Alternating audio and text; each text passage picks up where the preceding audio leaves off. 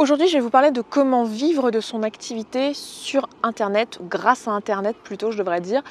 Parce que je ne vais pas vous parler de vivre uniquement de création de contenu, de vivre de vidéos, de vivre de podcasts, de vivre de chaînes YouTube, de vivre de compte Instagram, de vivre de tout ça, mais vraiment de vivre grâce à Internet, quel que soit votre métier. Un truc qu'il faut comprendre avant qu'on avance, c'est qu'on a deux contraintes. La première, c'est qu'on est dans une société qui est capitaliste. Donc, quoi qu'il arrive, on va avoir besoin d'argent pour vivre.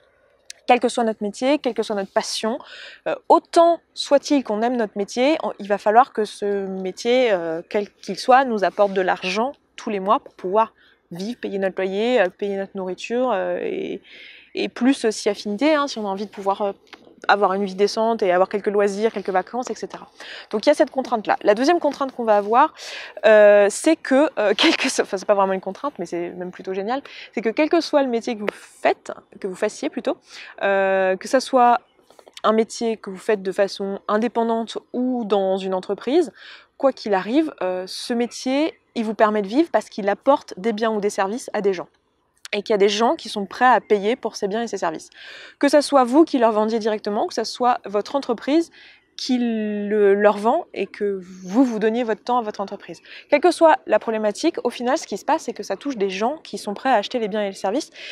Et le truc très bien, le truc très très cool, c'est que les gens, eh bien, ils sont sur Internet. C'est-à-dire que quoi qu'il arrive, quel que soit le métier que vous vouliez faire, il va falloir toucher des gens et ces gens sont sur Internet.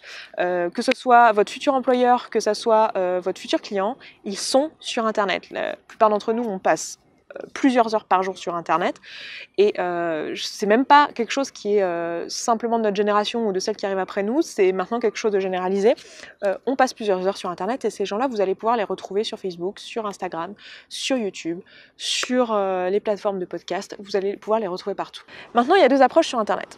Soit vous faites partie de l'ancienne génération et c'est le cas le plus compliqué, c'est-à-dire que c'était avant qu'on ait compris le pouvoir d'Internet et on a eu toutes ces plateformes à disposition et on s'est retrouvé pour beaucoup d'entre nous à faire du contenu un peu par hasard, pas forcément du contenu avec beaucoup de valeur d'ailleurs sans avoir pour objectif d'essayer d'apporter des choses aux gens, puis on s'est rendu compte qu'en fait on apportait des choses aux gens tellement qu'il y a eu beaucoup de gens qui sont venus les uns après les autres suivre nos contenus, que ce soit notre blog, que ce soit notre chaîne YouTube, que ce soit peu importe, et maintenant on se retrouve là à se dire ok, j'adore faire ce que je fais, c'est génial, j'échange sur ces sujets-là qui m'intéressent trop, comment je vais faire pour pouvoir en vivre, parce que si j'adore ce que je fais, le truc légitime que j'ai envie de faire, c'est d'en vivre en fait, parce que ça me permettrait de le faire à 100% tout le temps, et pas avoir besoin de le faire juste une petite partie du temps, et le reste du temps avoir un boulot alimentaire.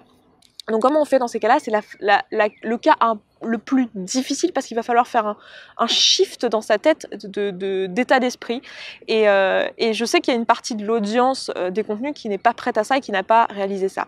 L'autre cas, ça va être le cas le plus simple, c'est si vous débarquez, vous avez un métier quel qu'il soit, donc je sais pas, vous êtes avocat, vous êtes médecin, vous êtes, je donne que des super exemples, n'est-ce pas, vous êtes boulanger, vous êtes serrurier, vous êtes plombier, vous êtes je sais pas, créateur de bijoux, vous êtes qu'est-ce que je peux dire comme idée, tatoueur, voilà, vous êtes, quel que soit votre métier, voilà, vous avez un métier et aujourd'hui vous dites ok, très bien, j'ai ces compétences-là, vous êtes infographiste, on a besoin d'infographistes, donc restez par là si vous êtes infographiste.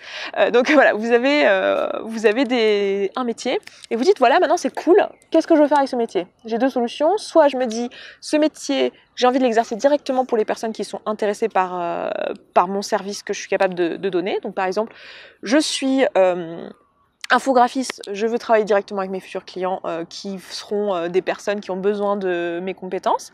Soit vous vous dites, voilà, j'ai envie de trouver un employeur qui sera intéressé par mes compétences et qui me donnera des possibilités d'apprendre d'autres choses et de m'étendre au-delà de l'infographie, par exemple.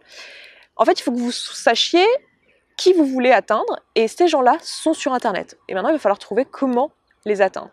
Donc si vous êtes, je sais pas, si vous vendez un service, par exemple, vous avez créé, j'en sais rien, des bougies, ou vous êtes tatoueur, bah, il va falloir trouver les gens qui sont intéressés par les bougies et les gens qui sont intéressés par le tatouage et par le fait que vous puissiez les tatouer. Et en fait, Internet permet ça. Et ça va être super facile de vous dire, bah voilà, tiens, qu'est-ce qu'aiment les gens qui pourront potentiellement aimer les bougies et de quoi je pourrais leur parler. Et en plus le truc c'est que ça va être super facile pour vous de trouver ce qu'ils aiment parce qu'il y a de bonnes chances que si vous êtes lancé dans l'aventure de créer des bougies, c'est que vous-même vous aimez et que du coup vous savez très bien ce qu'aiment les gens qui aiment les bougies que vous êtes en train de faire, dans la dynamique que vous êtes en train de faire, avec l'état d'esprit dans lequel vous êtes en train de le faire. Et du coup vous allez pouvoir leur parler des choses qui les intéressent et les atteindre sans même essayer. Et moi, c'est ça que j'ai envie de dire à tous les gens que je rencontre, c'est mais utilisez Internet pour atteindre les personnes, parce que quel que soit ce qui vous passionne, quel que soit ce qui vous intéresse, quel que soit votre métier, les gens qui sont intéressés par ce que vous avez à offrir sont sur Internet, que ce soit vos employeurs ou que ce soit vos clients. Donc le cas où vous partez from scratch, j'ai envie de dire, le cas où vous partez de rien et que vous avez juste un métier entre les mains et que vous cherchez des clients ou des employeurs, ça va être facile de leur parler, il va falloir créer du contenu qui est en lien avec ça. Si vous êtes photographe, choisissez Instagram. Si vous êtes créateur je sais pas, de courts-métrages et que vous voulez être réalisateur, choisissez YouTube. Voilà, maintenant si vous êtes autre chose, si vous êtes boulanger, vous pouvez choisir plein de choses. Vous pouvez décider de partager des photos de boulangerie, tout votre parcours avec la boulangerie, toute votre passion avec la boulangerie. Si vous allez au salon du boulanger, vous pouvez faire une vidéo vlog où vous expliquez pourquoi c'est génial et vous allez parler à d'autres gens qui sont ou eux-mêmes boulangers ou des gens qui aiment cet univers-là, qui sont intéressés par la pâtisserie, qui veulent découvrir des trucs, qui veulent... Voilà, donc vous allez pouvoir parler à des gens que ça intéresse. Et évidemment, si vous avez une boutique, vous avez votre propre boulangerie dans votre ville, c'est clair et net que vous allez la faire connaître comme ça et que les gens vont s'intéresser s'ils aiment votre personnalité, s'ils aiment ce que vous avez à offrir, toute l'histoire qu'il y a derrière votre métier, bien sûr qu'ils iront goûter vos baguettes, quoi. Maintenant, je vais pas trop m'attarder là-dessus parce que je pense que quel que soit votre métier, maintenant c'est à vous de trouver si vous avez envie de toucher ou pas les personnes sur Internet, et c'est à vous de trouver quelle est la plateforme la meilleure, quel est le contenu le meilleur. Faire attention juste à un truc, c'est que si vous faites des tutos ou ce genre de choses, vous allez toucher en fait que les personnes qui veulent faire le même métier que vous.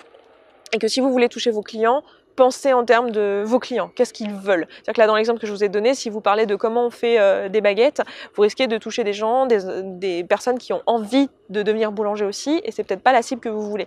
Peut-être que si, ou peut-être que pas, ou peut-être que vous avez juste envie de parler des techniques, ou peut-être que vous avez juste envie de parler de votre métier et que ça suffira à vous apporter des clients. Je crois que les boulangers, c'est pas eux qui ont le plus gros problème pour trouver des clients, mais voilà, quel que soit votre métier, en gros, voyez quelle est la cible que vous voulez atteindre et proposez-leur quelque chose et proposez-leur ce qu'ils ont envie. Maintenant, si, comme moi, vous faites partie de la génération de créateurs de contenu qui ne savaient pas qu'un jour ils deviendraient créateurs de contenu, qui ont juste posté 3 vidéos sur YouTube et 3 selfies sur Instagram et qui se retrouvent avec plusieurs milliers de personnes qui les suivent et qui se disent « Oh, ok, c'est génial, je m'éclate à parler des trucs qui m'intéressent, mais maintenant, qu'est-ce que je peux faire ?» Donc il y a plusieurs solutions. Soit vous décidez de faire du divertissement et de vivre à terme de la publicité, et donc c'est-à-dire des revenus publicitaires qui sont postés sur vos vidéos, ou des revenus proposés par les personnes qui vont vous suivre, c'est-à-dire grâce à un Tipeee ou un Patreon. Donc les Tipeee et les Patreon, pour ceux qui ne connaissent pas, c'est des plateformes participatives où les fans peuvent donner de l'argent aux créateurs pour pouvoir leur permettre de vivre. Donc soit vous décidez de vivre de ça, et dans ce cas, il va falloir faire beaucoup d'audience, et voilà, ce qui est bien, c'est que pour le divertissement, c'est typiquement un type de contenu qui peut toucher beaucoup de monde, parce que le divertissement, ça intéresse tout le monde. Donc vous allez pouvoir atteindre énormément de personnes comme ça, mais ça va vouloir dire faire un peu la course aux abonnés, faire la course à l'audience, et c'est pas forcément la façon la plus agréable de travailler. Donc vous avez cette possibilité-là, et le problème c'est que très souvent on voit uniquement cette possibilité-là, c'est-à-dire qu'on a un genre de truc dans nos têtes qui dit mais ça va être impossible pour moi de vivre de mon contenu parce que j'ai pas 1 million d'abonnés. Et vous savez ce que je pense du fait de croire que les choses sont impossibles? Ça veut juste dire que tu ne vas pas pouvoir vivre de ta chaîne grâce aux revenus publicitaires. Voilà. Donc il y a une façon de vivre de sa chaîne qui est arrayée, donc il va falloir trouver une autre façon de vivre de sa chaîne. Et la question là qu'il va falloir se poser, du coup, c'est la question inverse, c'est-à-dire que si vous avez un métier et que vous voulez trouver des personnes que votre métier intéresse, que vos compétences intéressent, il va falloir vous poser la question, qu'est-ce que ces personnes ont envie de voir, et créer ce contenu pour eux. Ça devrait être facile si vous êtes vraiment passionné par ce que vous faites, parce que c'est des choses qui vont vous intéresser aussi. Donc pensez dans ce sens-là. Et si vous avez fait l'inverse et vous avez d'abord parlé de ce qui vous intéresse et que maintenant vous cherchez quoi leur proposer comme chose à vendre, comme service ou comme chose, demandez-vous qu'est-ce qui fait que les gens me regardent? Qu'est-ce qui fait que les gens me lisent? Qu'est-ce qui fait que les gens me suivent? Qu'est-ce qui les intéresse? Et ça, vous allez avoir la réponse simplement dans les interactions que vous avez avec eux. Enfin, j'imagine que si vous avez une audience déjà, quelle que soit votre plateforme, quel que soit votre contenu, quel que soit votre sujet, vous échangez avec les gens qui vous suivent et c'est pour ça que c'est génial de faire ça. Sinon, vous auriez lâché depuis longtemps. Si vous n'aimiez pas l'interaction avec les gens, vous auriez lâché depuis longtemps. Donc, si vous êtes là et que vous parlez avec les gens, qu'est-ce qui fait que ces gens sont intéressés par ce que vous faites? Qu'est-ce qui les intéresse dans ce que vous faites? Qu'est-ce qui fait que vous discutez avec eux? Qu'est-ce qui vous intéresse aussi à vous dans l'interaction que vous avez avec eux? Et pourquoi ils vous suivent. Et demandez-vous comment je peux les aider davantage, comment je peux leur proposer quelque chose qu'ils ont davantage envie de voir. Si par exemple, vous avez une chaîne où vous proposez, ou un compte Instagram ou un blog où vous parlez de mode tout le temps, que vous êtes passionné par ça, que vous demandez tout le temps des tenues, etc. et que les personnes vous demandent « Oh, j'adore ton style, comment tu fais pour assembler des vêtements ensemble ?» ou quoi. Vous pouvez proposer des services de relooking, vous pouvez proposer plein de choses, enfin je connais très mal le monde de la mode, mais vous allez pouvoir proposer plein de services aux personnes qui seront ravies de les avoir parce qu'ils vous le demandent, parce que vous savez qu'ils vous le demandent et qu'ils ont envie que vous les conseilliez, qu'ils ont envie que vous les aidiez. Donc vous allez avoir ça, puis vous allez avoir aussi le truc de vous dire, bah tiens, si vous vous écoutez vraiment profondément, si vous êtes juste honnête avec vous-même et que vous vous dites, oh, ça serait chouette quand même si je pouvais faire ça, quel est ce ça? Quel est ce truc là où vous dites, oh, si tout était possible, ça serait trop bien. Et il y a de bonnes chances que ce truc qui soit un petit peu en lien avec ce que vous faites déjà, parce que si vous faites ça, c'est que vous êtes passionné, du coup vous aurez une idée. Et si votre truc c'est oh, j'aimerais trop avoir ma ligne de vêtements, ben voilà, vous l'avez votre réponse. Et il va falloir trouver comment maintenant. Vous allez vous dire ah mais non mais je peux pas, mais je suis pas légitime, mais j'ai pas l'argent, mais j'ai pas ci, mais j'ai pas là.